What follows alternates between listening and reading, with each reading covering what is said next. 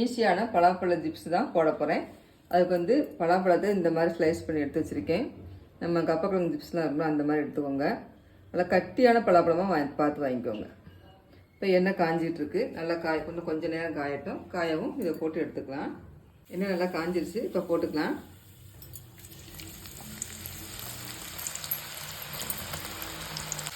அது வந்துட்டு இருக்கட்டும். ஒரு ஸ்பின் எடுத்து வச்சுருக்கேன். அதை கொஞ்சமாக தண்ணி ஊற்றிருக்கேன். கொஞ்சோண்டு உப்பு சேர்த்துருக்கேன். அதில்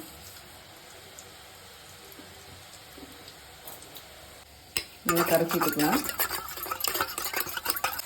பாதி வந்துருச்சு. இப்போ கரைச்சி உப்பு தண்ணி வந்து அப்படியே லைட்டாக ஊற்றிடுங்க. அப்படியே கொஞ்சம் எண்ணெய் பெருக்கும். கொஞ்சம் காய்ச்சி விடுங்க. இந்த அளவுக்கு நல்லா கிறிஸ்பியாக வந்துருச்சு. இப்போ எடுத்துக்கலாம். ஐட்டம் மிளகாய் ஊற்றி வைக்கலாம்.